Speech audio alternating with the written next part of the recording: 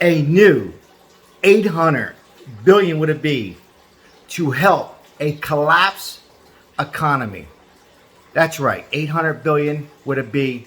Hello everybody, and I'm CAPANO, and happy March 5th. I hope you're having a great weekend so far. I got breaking news, an important update. Also, I want to answer a question or two from my PUA from the money that you might have had left in your portal in all states. Was that money included in the American Rescue Plan, and where should it go? Well, I'm going to answer those questions. Also, gas prices. I hope I'm wrong. I've been wrong before, but I've also been right and correct. We could reach $10 a gallon. Will President Biden let this happen and let this economy collapse? I'm going to jump right into that. But before I do, thank you for all the likes. Thank you, all my loyal subscribers. If you're new to this channel, consider hit a like button and subscribe to this channel. I give out little giveaways here and there, $50 giveaways from my pocket to yours. I reach deep down in this channel. We are talking a whole lot about the economy. Of course, the war with Russia and Ukraine. My prayers are with Ukraine and Russia and American people here in America. Also, moving forward and trying to get good money tips. We are leading into a new direction, but there's $800 billion, and they're finally getting some push on this morning, on this Saturday morning. I'm going to jump right into first the PUA. Now let's talk about this PUA money that was left over. You know, before my PUA, I was also on PUA, and I looked in my account. I think it was somewhere in the area of $1,100, and there was a lot of questions. And I reached out. A lot of you might not know, but I live in Las Vegas, Nevada, and I was one of the few who reached out to implement the PUA or get it started. And I asked him about when President Biden was going to end the extended PUA. Remember, in September, I believe it was. I think it was around my birthday. Boy, I tell you, do we miss that right now? And they said, well, it wasn't really our money. It was like an insurance policy. But now there's a change saying, well, they don't know what to do with it. Well, I can tell you what to do with it. Meaning that money is also part of the $800 billion, would not cause inflation. So what are they going to do with that money? It's part of an insurance. I just still don't comprehend. That money that was left over in all states should at least go out in one lump sum. Like right now, right? I'm referring to the PUA that they were optimistic that President Biden was going to extend it. Well, he did not. You know, he gave it to the states. So that money, they're saying theoretically it's not ours. That's baloney. Send it out to people as gas prices. Let me read something. Let's go on to the gas prices. I hope I'm wrong, but you're talking right now. We're on an average to hit $10 a gallon in 3 months. I mean, what are we gonna do? Ride bikes? We're not ready for electric cars. Most of us can't afford these electric cars, and personally, even if I could, I don't like them. So I'd like to hear your comments on that. Now, pumping oil here. We can do that, but it's going to take some time. And remember, President Biden closed the pipeline. Now stay with me. So there's lots of talk, even from Nancy Pelosi, that stop right now financing from Russia and go to Iran. We got to be very careful in these other countries too. And will that actually bring it down a whole lot? Well, you tell me on the comments below. I can tell you right now, if we go to Iran, for an example, it's not going to bring it down a whole lot, and we can have some other financial problems. Believe me, I'm the first one, stop financing. But if we go to the reserve, it'll bring it down. I already did some calculations, did some research. It could bring it down 15 cents. We'll sell 15 cents, 50 cents. I agree. But it's not going to bring it down a whole dollar. So I'm just getting into the oil just a little bit.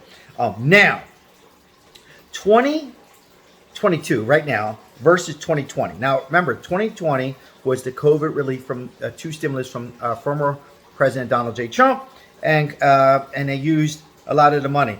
But now we have a crisis here, and it's called 2022 Big Energy Problem.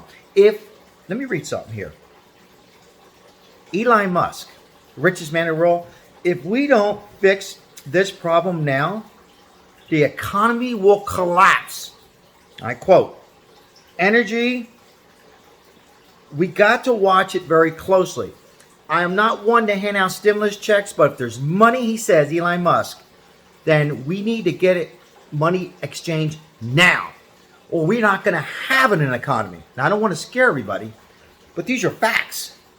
So what I'm saying is, if there is all this money left over from PUA and money that's 800 billion stimulus push to help inflation, push it out to the American people now.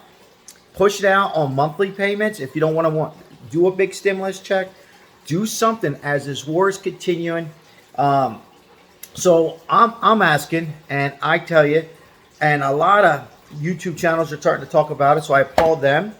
The news is talking about it. A push for 800 billion that's there in Congress, just needs to be signed up by the president, to go out to Americans.